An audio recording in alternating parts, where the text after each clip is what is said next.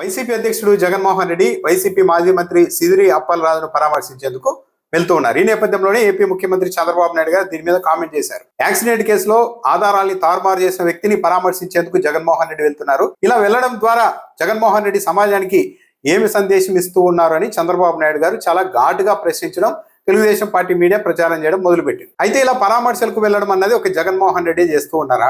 చంద్రబాబు నాయుడు గారి బావమరిది హిందూపురం ఎమ్మెల్యే బాలకృష్ణ ఇంట్లో కాల్పులు జరిగాయి. కాల్పులు జరిపినప్పుడు ఇద్దరికి బుల్లెట్ల గాయాలు కూడా అయ్యాయి. ఆ సమయంలో బాలకృష్ణ గారిని పరామర్శించేందుకు చంద్రబాబు నాయుడు గారు వెళ్లారు కదా.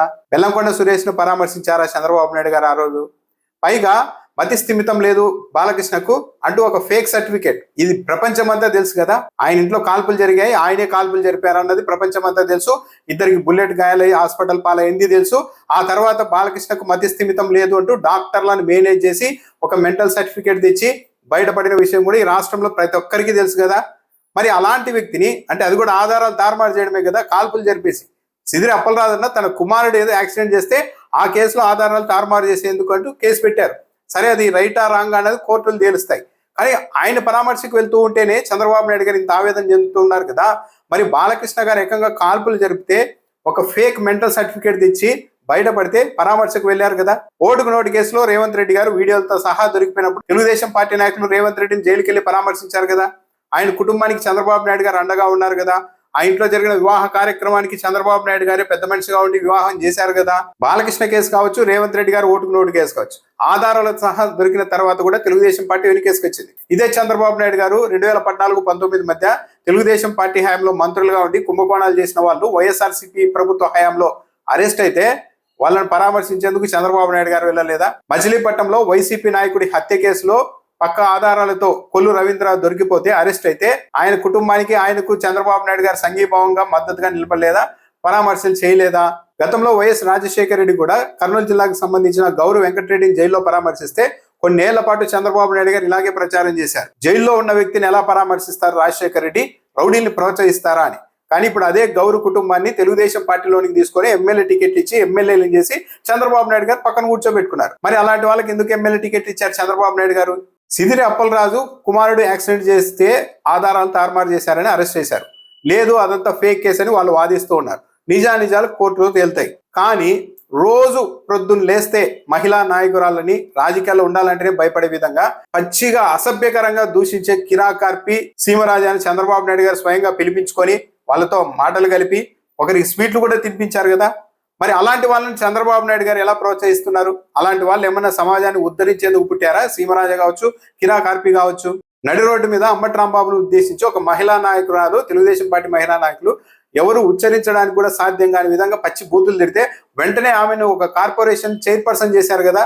మరి అలాంటి వాళ్ళని చంద్రబాబు నాయుడు గారు ఎలా ప్రోత్సహించారు? ఎమ్మెల్యే గల్లా మాధవి గారు 2000 మందిని వేసుకొని వెళ్ళి అంబటి రాంబాబు గారి ఇంటి మీద 7 గంటల పాటు నిర్బంధించి నానా బీభత్సం చేస్తే ఆమెకు ఆ తర్వాత ప్రమోషన్ ఇచ్చి తెలుగుదేశం పార్టీలో అత్యుత్తమ క్యాడర్ గా చెప్పుకునే పోలిట్ బ్యూరో సభ్యత్వం కూడా ఇచ్చేశారు కదా.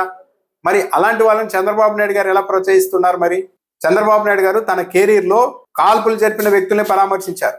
ఒక నకిలీ మెంటల్ సర్టిఫికేట్ తెచ్చుకొని ఆధారాలు తారుమారు చేసిన వ్యక్తుల్ని పరామర్శించారు. ఓటుకు నోటులో వీడియోలతో సహా దొరికిన వాళ్ళని పరామర్శించారు. హత్య కేసుల్లో అరెస్ట్ అయిన మాజీ మంత్రుల్ని పరామర్శించారు చంద్రబాబు నాయుడు గారు. గతంలో ఏరే పార్టీలో అలాంటి అభియోగాలు ఎదుర్కొన్న వాళ్ళని కూడా తెలుగుదేశం పార్టీలోనికి తీసుకొని వచ్చి వాళ్ళని మంత్రులను చేశారు, కొందరిని ఎమ్మెల్యేలను చేశారు. హైదరాబాద్ లో తెలుగుదేశం పార్టీకి సంబంధించిన ఒక మహిళా మాజీ మంత్రి అప్పట్లో కిడ్నాప్ కేసులో అరెస్ట్ అయితే ఆమెకు ఆ తర్వాత ఎమ్మెల్యే టికెట్ కూడా ఇచ్చి గెలిపించుకున్నారు కదా చంద్రబాబు నాయుడు గారు. మరి అలాంటి వాళ్ళందరినీ ఎలా ప్రోత్సహిస్తూ వచ్చారు చంద్రబాబు నాయుడు గారు? ఇక్కడ ఏంటంటే రాజకీయ పార్టీల్లో ఒక అనివార్యత ఉంటుంది, పరామర్శించండి. వీళ్ళు తప్పులు చేశారా లేదా అనేది కోర్టులు తెలుస్తాయి. కానీ చంద్రబాబు నాయుడు గారు వైఖరి 2 ఏళ్ల కాలంలో ఎలా ఉందంటే, నేను ఒక మాట చెప్పానంటే, మా పోలీసులు ఒక కేసు పెట్టారంటే అదే అంతిమ తీర్పు, ఇక కోర్టుల వరకు కూడా వెళ్లాల్సిన అవసరం లేదు. ఆ కేసు పెట్టిన రోజే వాళ్ళు దోషులుగా నిర్ధారణ అయినట్టు, ఇంకా వాళ్ళని ఎవరు మంచినీళ్ళు ఇవ్వకూడదు, ఎవరు పరామర్శించకూడదు అన్నట్టుగా అవతల వాళ్ళకి చంద్రబాబు నాయుడు గారు పదే నీతులు చెప్తూ ఉంటారు. కానీ చంద్రబాబు నాయుడు గారు ట్రాక్ రికార్డును తవ్వి చూస్తే ఆయన ఇలాంటివి చాలా చేశారు. చాలా మందిని పరామర్శించారు, చాలా మందిని వెనుకేసుకొచ్చారు. ఆధారాలతో సహా కళ్ళ ముందు దొరికిన వాళ్ళని కూడా దబాయించి వెనుకేసుకొచ్చిన చరిత్ర చంద్రబాబు నాయుడు గారికి ఉంది, తెలుగుదేశం పార్టీకి ఉంది. సిదిరి అప్పలరాజేమి రౌడీ కాదు, గూండా కాదు, లేదంటే క్రిమినల్ ట్రాక్ రికార్డు ఉన్న వ్యక్తి కాదు. అతడు ఒక డాక్టర్. ఒక యాక్సిడెంట్ జరిగితే కుమారుడు యాక్సిడెంట్ చేశారన్న అభియోగాల మీద ఆ కుమారుడిని అరెస్ట్ చేశారు, అతనికి బెయిల్ వచ్చింది, ఇతన్ని కూడా అరెస్ట్ చేశారు. అతన్ని పరామర్శించేందుకు జగన్మోహన్ రెడ్డి వెళ్తూ ఉన్నారు అనగానే ఇంత అరాచకాన్ని ప్రోత్సహిస్తారా అని మాట్లాడుతున్నారు. చంద్రబాబు నాయుడు గారు వైసీపీ హయాంలో పోలీసుల మీద రాళ్ల దాడి చేసిన తెలుగుదేశం పార్టీ కార్యకర్తల నాయకుల్ని అరెస్టు చేస్తే జైల్లోకి వెళ్లి వాళ్ళని పరామర్శించారు. మరి పోలీసుల మీద రాళ్లు రువి దాడులు చేసిన వాళ్ళని చంద్రబాబు నాయుడు గారు జైలుకి వెళ్ళి ఎలా పరామర్శించారంటే ఏం చెప్తారు? ఆ రోజు ఏం చెప్పారు? క్యాడర్ని కాపాడుకోవడానికి చంద్రబాబు నాయుడు గారు సర్వశక్తులు ఒడ్డుతున్నారని పాజిటివ్ గా ప్రచారం చేసుకున్నారు. ఈ రోజు జగన్మోహన్ రెడ్డి తన పార్టీకి సంబంధించిన ఒక మాజీ మంత్రి అరెస్ట్ అయితే ఆయన పరామర్శించేందుకు వెళ్తూ ఉంటే ఇంతకు మించిన దుర్మార్గం, ఘోరం ఏమైనా ఉంటుందా ప్రపంచంలోని చంద్రబాబు నాయుడు గారు ఆవేదన చెందుతూ ఉన్నారు. అసలు బాలకృష్ణ గారి ఇంట్లో కాల్పులు జరిపారన్నది నిజం. ఒక సర్టిఫికేట్ తెచ్చుకొని ఆయన బయటపడింది నిజం. ఆధారాలు తారుమారు చేసింది నిజం. మరి అలాంటి బాలకృష్ణ గారిని చంద్రబాబు నాయుడు గారు ఎందుకు పరామర్శించారో సమాధానం చెప్పగలుగుతారా? అంటే చంద్రబాబు నాయుడు గారు చెప్పొచ్చు, బాలకృష్ణ మా బామర్ది కాబట్టి పరామర్శించాను అని. అంటే చంద్రబాబు నాయుడు గారు తన బామర్ది అయితే పరామర్శిస్తారేమో, కానీ జగన్మోహన్ రెడ్డి తన పార్టీలోని నాయకులందరినీ కూడా కుటుంబ సభ్యులాగే భావిస్తూ ఉండవచ్చు, పరామర్శకు వెళ్తూ ఉండవచ్చు. పరామర్శతోనే మొత్తం జగన్మోహన్ రెడ్డి, సిదిరి అప్పలరాజు నేరం చేశారా, తప్పు చేశారా లేదా అన్నది కోర్టులు తెలుస్తాయి. కానీ ఆ మధ్యలో ఇంకెవరు కూడా మాట్లాడకూడదు, మంచినీళ్ళు ఇవ్వకూడదు, పలకరించకూడదు అని పెదరాయుడు తీర్పులు చంద్రబాబు నాయుడు గారు ఇవ్వచ్చా? ఒక ట్రాక్ రికార్డు ఉంది కదా చంద్రబాబు నాయుడు గారికి కూడా, ఇలాంటి పరామర్శలు చేసిన ట్రాక్ రికార్డు ఉంది కదా.